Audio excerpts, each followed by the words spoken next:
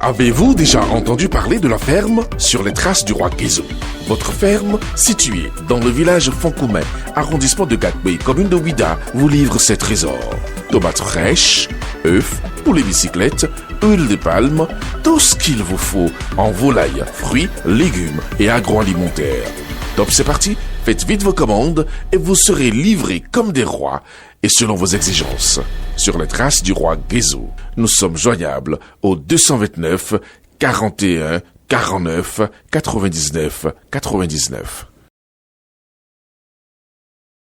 Durcissement infernal de la vie carcérale de Rekiamadougou. Le président Talon n'a jamais demandé tout ça. La plus grande difficulté de la rupture n'est pas l'opposition. Elle n'est d'ailleurs pas suffisamment intelligente et assez astucieuse pour poser des problèmes à l'équipe du président Talon. Ce sont plutôt ceux qui ont la veine d'être dans les bonnes grâces du pouvoir alors qu'ils n'en ont même pas le mérite qui tue la rupture. Non seulement ils n'ont aucune pudeur pour comprendre qu'il faut être le premier bouclier de celui dont ils disent porter le projet de société, mais aussi, dans la réalité, ils posent plutôt des actes à compromettre l'image et la gestion de leur leader charismatique, Patrice Talon.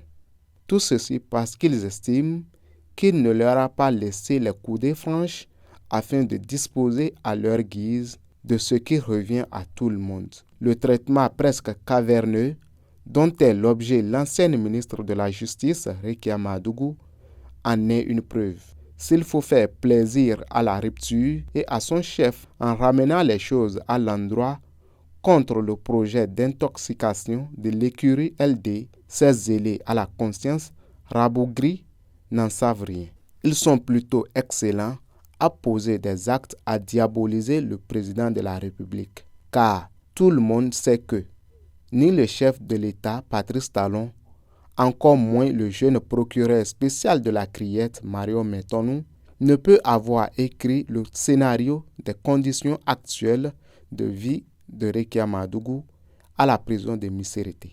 Dans l'univers carcéral béninois, elle est la seule détenue dont les conditions de privation de liberté ne s'améliorent pas, mais se détériorent de jour en jour. Elle n'a toujours pas le droit d'appeler ses enfants, ne serait-ce que pour la rentrée des classes par exemple, contrairement à ses co-détenus qui, eux, le font via la cabine publique à laquelle tous les détenus ont accès.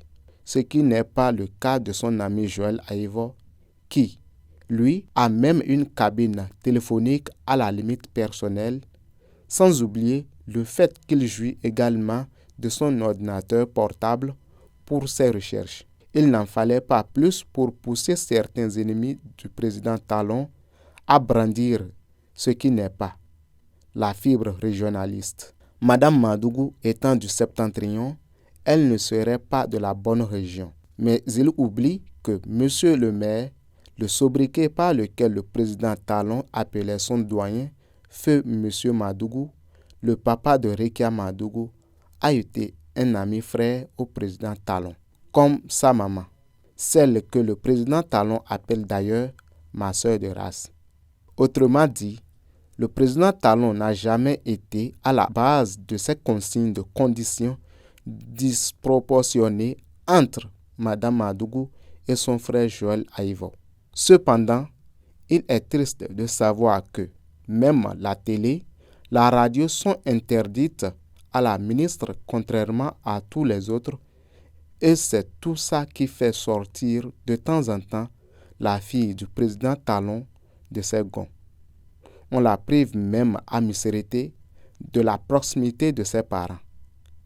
L'humiliation montée de toutes pièces au moment de la fouille corporelle de sa mère à sa dernière visite à Missérété montre bien la mauvaise foi érigée en institution contre la détenue. On lui refuse tout à Missérété comme s'il s'agissait d'un cas de grand criminel condamné à mort et dont les crimes sont longs comme le bras. Et c'est pour attirer l'attention des autorités sur le durcissement inutile dont elle est l'objet qu'il y a un mois, elle saisissait le ministre de la Justice pour demander de lui permettre d'appeler ses enfants et autres. Malheureusement, elle n'a pas eu de réponse. Sans doute que le garde des Sceaux n'a jamais été saisi de cette correspondance. Aujourd'hui, l'expérience a prouvé que Ricky Amadougou n'est pas le problème des responsables du parti LD.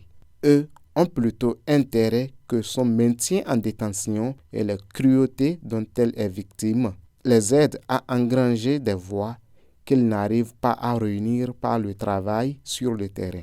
Conséquence, aussi curieux que cela puisse paraître, c'est le président Talon à qui on veut attribuer la mort de Ricky Amadougou, si cela arrivait, qui est son seul soutien. C'est à lui que revient le devoir de sauver sa fille qu'il a peut-être suffisamment punie. Aboubakar Takou.